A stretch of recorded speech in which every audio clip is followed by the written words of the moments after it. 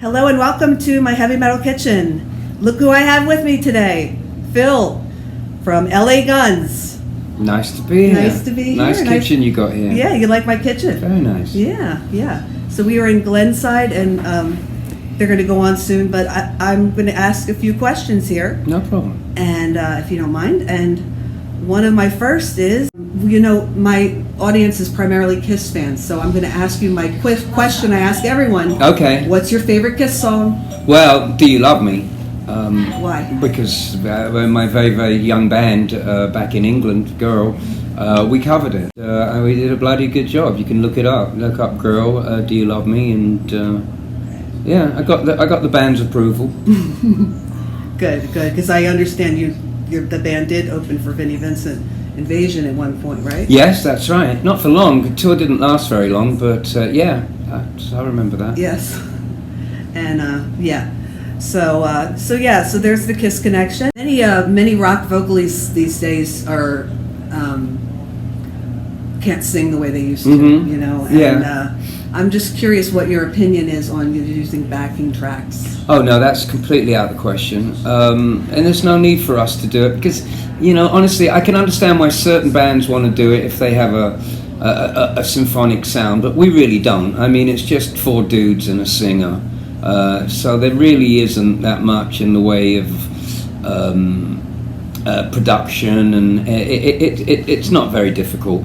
It's just me and the guys doing a bit of backing vocals, and primarily it's a guitar band with me yelling over the top. So yeah, that would be unnecessary. I mean, unless we were doing something, if we were trying to do something orchestral, but it really is completely out of our wheelhouse to do anything like that. We're just not that style of band. Right. And you have such a great voice. It's very unusual to find vocalists that can still do what you do. I'm not going to ask you how old you are, but you still do it just as well. It's very nice of you to say so, but a week ago, you might not have actually said that. I came down with a cold or flu or whatever. I'm just getting in here. I'm a bit nasally right now, and I had nothing. I had absolutely nothing at all. But you're on tour, and you got to play. There are people out there. There are buses to be paid for, and people on payroll. So you just got to go out and do it. And I did a couple of shows where I was underwater. Did you have help? No, there's no help. Could they help you at all? No. Yeah, well, I mean, not help with that. Help with. Yeah, I mean, they did the best they could, the backing vocals and stuff. Jeez. But yeah, it's down to me, and it's excruciating. Oh man. But I got the constitution of a greyhound, and I'm bouncing back, and I'm pretty much back to normal. But yeah, terrifying. I do look after my voice. Some people don't. I was asking Ripper and the girl from Burning Witches about their pre-gig ritual, and did you do much warm-ups? And they were like, both of them were like, no, they don't, and I do. I do, and my good mate Sebastian Bach. We do the same. We went to the same. He's not a vocal coach, but he's a voice. A voice coach, but he's not a singing. A guy in New York called Don Lawrence. Okay. I don't know if he's around anymore, if he's doing it, but absolutely amazing. And it was very much in the sort of operatic vein. That and it's nothing like the way we sing on stage. But my God, it's incredibly helpful, and really? And I do it before every gig. I do it before every recording session. And it just it sets me up. It gets air in my lungs and oxygen in my system, and I really feel benefit from it. I never once did warm-ups and thought, oh God. I mean, sometimes it can be a bit of a pain, but for me it's I just get in a zone doing it. Yes. I do it like half an hour, 40 minutes before I go on, and if I know what my voice is capable of. It's much better than finding out when I'm up there. Right, and it's funny because I feel like there's a lot of British singers that know how to, like, I don't know if it's genetic, but I bring this up a lot, that can sing as, you know, in their older years. Yeah, well, you know, I never set out to be a singer. As I was saying, my first band, Girl, we were auditioning back in the early 80s, looking for a singer. Me and my friend, my partner Jerry Laffey, were looking for singers, and the search just went on, and it got to the point where we realized that we weren't going to find the right person, so we decided to flip a coin, and whoever lost the bet would become the singer. Really? That's a true Oh, story. that's interesting. Yeah. Hey, I never heard that. I've heard many interviews about that. But yeah, that's the truth. Just that you weren't a singer, and you. I lost the bet, and I ended up becoming a singer. I didn't hear that part, but just you Yeah. just belted everything out that you knew. Yeah. And I don't know if you listened to that interview with that I did with Martin Popoff, who said about this whole AI thing, which I thought was so interesting. Sing the phone book. You know, these guys got to start doing it now. I don't understand AI when it comes to this. Do you? No. No. I've no interest in that. Right. You know, rock and roll is music, metal, rock, whatever you want to call it. It's based from the 50s. It's late 50s through the 60s, and that's where the blueprint was made. And there's no AI back then. There were no sequencers. There were no sampling. People. Yeah, it was real people. Yeah, I got it, because he was kind of digging it a little bit. Like, what could we do? Maybe we could train it to do things. I'm like, oh, you know, I'm not. Like, you know, my son plays. I could have done with it last week, I Yeah. tell you, but no, I'm okay now, and you know, that's just the nature of the beast. I know. What's up with the mustache? You know, I think it's cool. Somebody asked. I don't want to try and look like I'm 26 anymore. Okay. I don't. I think it looks great. You know, some people are happy. You know, like I grew a beard, and you know, because honestly, I didn't shave until I was like in my mid-30s. What? Yeah, no, I was very baby faced, and now, you know, I'm just like a regular dude, and I don't know. I think it's quite cheeky, and if it rattles people a little bit, that's even better too. Good, I like that. No, it's just part of my look Okay. now. Cool.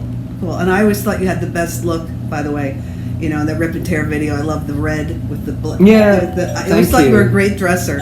Thank you. But yeah. So how are you? This is the last night of the tour, is that right? Yeah. So has it been a great time? It has been a fantastic time. It's been a very metal time. Yes. I haven't been around such metal since I left my dad's junkyard. Yeah. But yeah, the witches, burning witches. They're great. They're insane metal. They have they really define what metal is, and I've known Ripper. Tracy and I, we did some shows with Priest back when Ripper was the singer, and that's when we got to know him and became friends with him. That was a long time ago. That was like 15, 20 years ago. When Ripper wasn't in Priest, he had his own club in Akron. It was called Ripper's Tap House, and he booked me to perform there numerous times. Just acoustic, you know, just real casual, like with a small band or an acoustic set or whatever. And I really, really enjoyed that. So it's been really good seeing him again and catching up with him. I just took some pictures with his daughter, and Nice. he is the most down-to-earth, normal, un-rock star guy. That's what I hear. And it's funny, isn't it? You know, they based that whole rock star movie about him.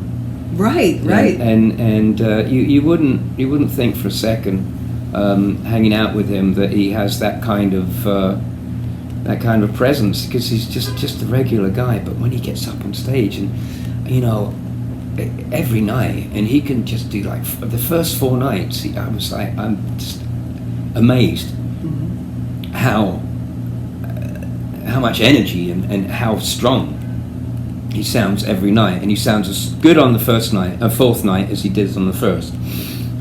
And huge respect. That's great. Oklahoma, we're going to do some shows with Tommy Kiefer again. We already did at the middle of last year, last summer. We did tons of shows over here on the East Coast and the Midwest. And now we're going to do some starting in Kansas, Oklahoma, Arizona, and then a bunch of stuff in a show in LA, which will be fun. Beverly Hills, if you please. Nice. And then our final show will be in Vegas, and that will be the end of it. Somebody said something about Vegas. Yes. Yeah. So they definitely keep busy, and I love the album Black Diamonds. Yeah. Not to be confused with Black Diamond.